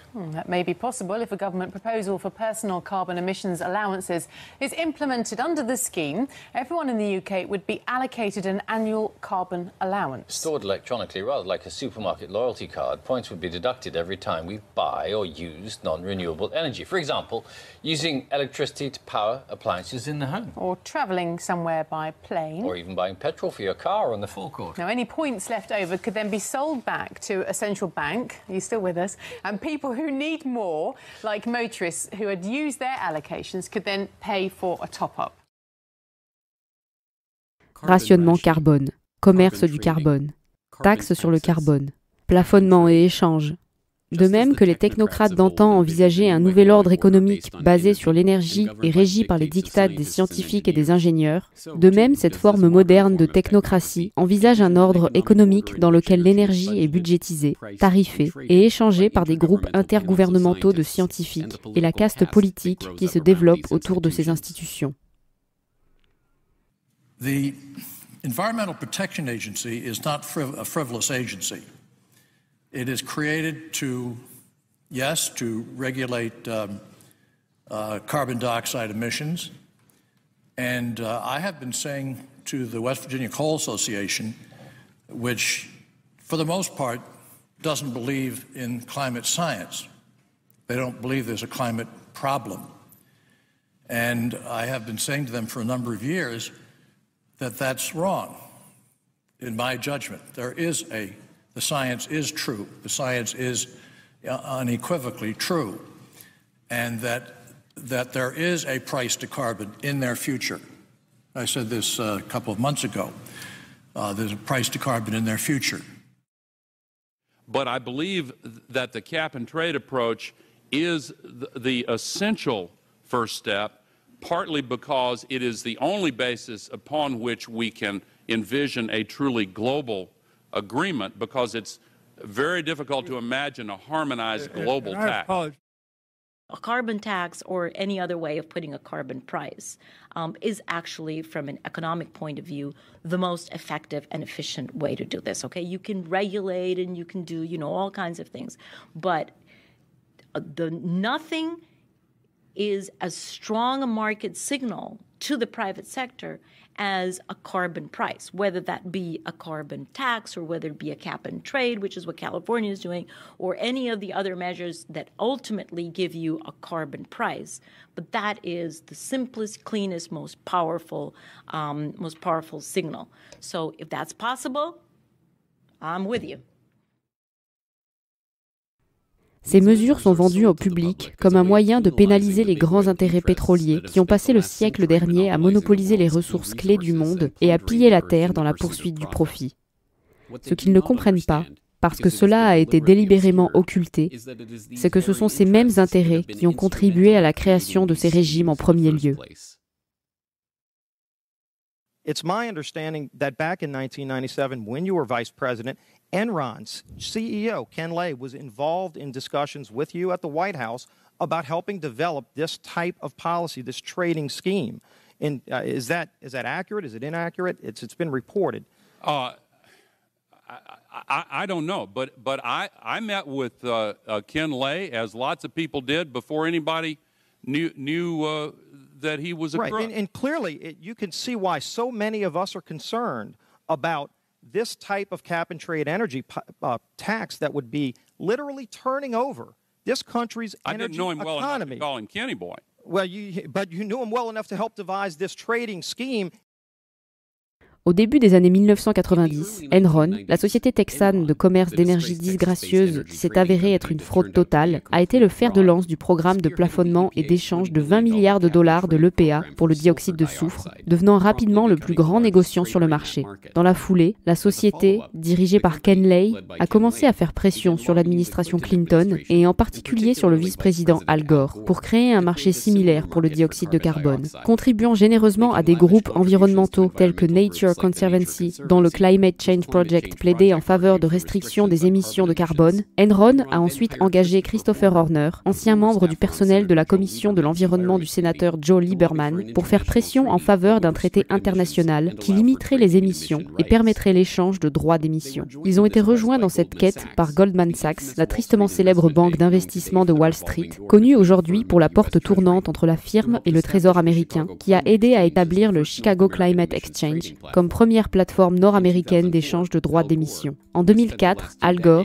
qui a passé les 2 dernières décennies à faire pression pour la création d'un marché du carbone, a fondé Generation Investment Management, un partenariat de gestion des investissements qui vend des compensations de carbone, avec David Blood, le PDG de Goldman Sachs Asset Management, qui a quitté son poste chez Goldman pour se lancer dans des affaires avec Gore. À la fin de la décennie, Gore était déjà considéré comme un candidat pour devenir le premier milliardaire du carbone au monde. Gore lui-même est un oligarque du pétrole. Son père, Al Gore Senior, était un ami proche d'Armand Hammer, le magnat du pétrole à l'origine d'Occidental Petroleum. Après avoir perdu une course au Sénat en 1970, le père de Gore est allé travailler pour Hammer chez Occidental pour 500 000 $ par an. Au cours de sa carrière, Gore père a accumulé des centaines de milliers de dollars d'actions occidentales qui sont tombées entre les mains de l'exécuteur testamentaire au moment de sa mort, nul autre que son fils, Al Gore.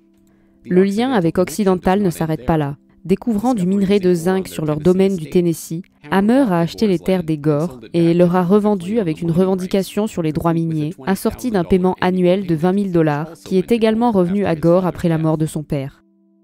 En 2013, Gore a gagné 100 millions de dollars du gouvernement qatari sur la vente de son entreprise Current TV et a ensuite été surpris lorsque les journalistes étaient plus intéressés à discuter de son argent du pétrole que de son nouveau livre sur la cause du réchauffement climatique.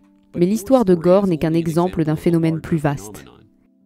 En 2006, le United States Climate Action Partnership a été créé pour lancer un appel à l'action afin de réduire les émissions de carbone. Il a rédigé le Blueprint for Legislative Action, qui est devenu la base de la loi américaine sur l'énergie propre et la sécurité, visant à créer un régime d'échange de droits d'émission sur le modèle du système d'échange des droits d'émission de l'Union européenne. Et les membres du partenariat américain pour l'action climatique, le gratin de la pétro-oligarchie, dont BP, ConocoPhillips et General Motors. Les taxes sur le carbone et le commerce du carbone se sont avérées difficiles à vendre à un public de plus en plus méfiant. Mais avec l'accord de Paris en 2015, le monde a fait le plus grand pas vers cet avenir technocratique de contrôle de l'énergie et de rationnement du carbone. Il n'est donc pas surprenant que le sommet lui-même ait été sponsorisé et soutenu par les grandes compagnies pétrolières. What's your position and what message would you send to the president? Well, we have been clear in our support of the climate agreement in Paris. We were part of the Oil and Gas Climate Initiative, which is 10 of the big companies in the world who are working towards projects and technologies that are needed. I think we all want to know how the formula will work, but I think the concept of Paris needs to stay in everybody's mind on the issues of we've got to transition the world to a lower carbon forms of energy. I have no doubt it will happen. Yes, I think that what happened in Paris is very, very important. And Mr. Ban Ki-moon underlined that yesterday, that is important not only for the planet, not only for us citizens, not only for our children, it is important for the business.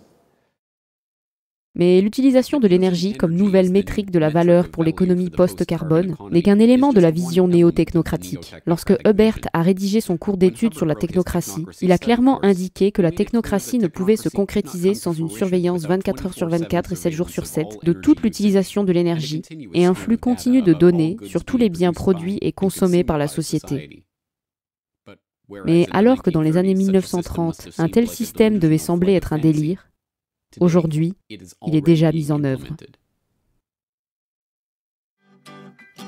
By now, you may have heard the term Internet of Things. Sounds interesting, but what does the Internet of Things actually mean? IoT is an evolution of mobile, home, and embedded applications that are being connected to the internet, integrating greater compute capabilities and using data analytics to extract meaningful information. Billions of devices will be connected to the internet, and soon, hundreds of billions of devices. As related devices connect with each other, they can become an intelligent system of systems. And when these intelligent devices and systems of systems share data over the cloud and analyze it, they can transform our businesses, our lives, and our world in countless ways. Why create a smart city? Well, smart cities are more responsive to citizens, and they help reduce environmental impact. They're more cost-effective and they're safer. Smart cities make people happier and more connected to their community. Cities are becoming increasingly instrumented. Sensors that enable the capture of all sorts of data are being integrated across city systems, providing critical information on city activity and operations. Sensors on a bridge transmit data on its physical condition. A camera on a freeway relays traffic flow, and digital meters record water and energy usage in real time. Mobile and social channels enable local governments and citizens to communicate with each other, creating yet another source of useful data. Advanced analytics can now readily identify trends and patterns within these massive amounts of data. Information can be integrated, gathered and shared via dashboards, visualizations, and alerts to facilitate understanding and collaboration across systems, agencies, and groups. This department store in Bundang has introduced a new way to shop. With its smart shopper system, customers pick up a small scanner and tag the items they want to buy.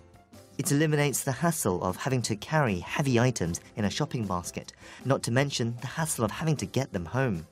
After you pay for the items at an automated kiosk, the goods are delivered right to your home. Before, I had to wait in long lines at the checkout, but now I can use the Smart Shopper system to pay. It's really quite convenient. Aside from their convenience to shoppers, the system also helps stores gather data about their customers' shopping habits. The smart home communicates with the grid and enables consumers to manage their electricity usage. By measuring a home's electricity consumption more frequently through a smart meter, utilities can provide their customer with much better information to manage their electricity bills. Inside the smart home, a home area network, or HAN, connects smart appliances, thermostats, and other electric devices to an energy management system. With the smart meters, they'll be able to tell exactly what's going on in your home at down to the microsecond, based upon 24/7 communication with all of your appliances, which will also in the future, if this goes through fully and if there's not a public backlash, all of your appliances will need to have a wireless transmitter on them, and they'll need to be, certified under some smart, program. So this means that not only, just stepping aside from one moment to the health issue, this means that not only is your smart meter emitting on average of 13,000 microwave pulses per day, but every one of your appliances is going to be doing the same thing because it will be needed to be communicating with the smart meter itself. So that is a serious concern. We'll get into that a little bit later. But as far as the privacy issue, just diving right in, the current CIA director, David Petraeus, was quoted as saying, we're going to use smart appliances to spy on you. And it's almost like, and he was later down in the article, and it's very just putting it out there. It's kind of like, it's getting to a point now, James, I'm sure you're seeing this, is like, it's just getting more and more in your face. And it's kind of like this collective force of the controllers, and they're kind of saying, this is what we're going to do, and what are you going to do about it? So they're almost challenging us in a sort of, schoolhouse bully sort of way. What are you going to do about it? Une fois encore, on nous demande de croire que les entreprises qui déploient ces technologies de manière coordonnée le font dans l'intérêt du public, que cette technologie va aider à sauver la Terre. Et une fois de plus, nous sommes dupés. L'agenda technocratique n'a pas pour but de sauver la Terre. Il ne s'agit pas d'aider le public. Il ne s'agit même pas de faire de l'argent. Il s'agit de contrôler complètement tous les aspects de notre vie quotidienne. Il y a deux niveaux. La façon dont je vois la technocratie, c'est qu'il y a deux niveaux qui fonctionnent en même temps. Il y a le côté opérationnel, qui concerne des choses comme les réseaux intelligents. Il y a le côté opérationnel qui concerne des choses comme le réseau intelligent, les innovations technocratiques, la surveillance et d'autres sujets brûlants pour la technocratie. Ce sont des questions opérationnelles. D'un point de vue stratégique, qui est celui des personnes du type de Rockefeller, c'est une vision différente de ce vers quoi on se dirige. Au niveau opérationnel, on se dirige vers une dictature scientifique. Et il n'est plus nécessaire d'être un visionnaire pour le comprendre. Vous n'avez pas besoin, c'est là. Mais sur une base stratégique, ce qui se passe, c'est qu'il y a un accaparement massif des ressources sur toute la planète. Et quand je parle d'accaparement des ressources, vous devez vous mettre à la place des Rockefeller, des banquiers et des Rothschild ou autres, et vous dire « Que faites-vous quand l'argent vient à manquer? Que faites-vous » Quand vous aspirez toute la valeur que vous pouvez des systèmes monétaires que vous avez créés, que reste-t-il? Eh bien, vous et moi, nous ne pensons pas à ce genre de choses, parce que nous n'avons pas tant d'argent que ça. Mais ces gens au sommet, surtout les banquiers, je suis sûr qu'ils restent éveillés la nuit en pensant « Qu'y a-t-il après l'argent? Qu'est-ce qui vient après l'argent ?» La famille Rockefeller en particulier a toujours été une famille qui utilise beaucoup de ressources. C'est pour cela que le pétrole a été créé en premier lieu. C'était une ressource, et ils ont compris que l'énergie serait le facteur le plus important dans le monde par rapport à tous les autres types de ressources. Ils l'ont compris. C'est pourquoi ils voulaient créer un monopole sur l'énergie. Aujourd'hui, comme l'argent a été asséché, la seule chose qui reste à faire est de s'emparer des ressources elles-mêmes. Et c'est ce qu'est le développement durable. Il s'agit de retirer les ressources du monde à vous et à moi, aux entreprises privées qui ne font pas partie de la clique, si vous voulez, et les placer dans un fonds commun mondial qui sera géré par elles à leur profit. Ce n'est rien d'autre qu'un néo-féodalisme, où les ressources appartiennent à quelques-uns et où tous les autres peuvent les exploiter à leur gré et à leur discrétion. Les technocrates et les fonctionnaires de ce programme, comme Hubert et ses collègues de Technocracy Inc., ont lancé cette idée parce qu'ils croyaient que les technocrates et les ingénieurs seraient capables de résoudre les problèmes du monde. Mais les oligarques du pétrole et les banquiers qui ont financé leurs idées l'ont fait parce que cela les aiderait à devenir les dirigeants d'un système si parfaitement conçu qu'aucune ressource, aucune marchandise, aucune personne n'échapperait à leur contrôle. Et aujourd'hui, au XXIe siècle, cette vision technocratique se concrétise. Et elle est soutenue par un public qui croit que l'avenir post-carbone représente la fin de l'oligarchie pétrolière. Il ne pourrait pas avoir plus tort.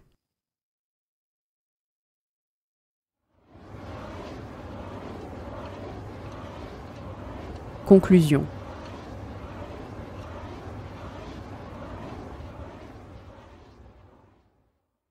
Le pétrole. Il n'a jamais été question du pétrole. Il s'agissait de contrôle. Le contrôle de l'énergie, de la production et de la consommation. Le contrôle des ressources mondiales.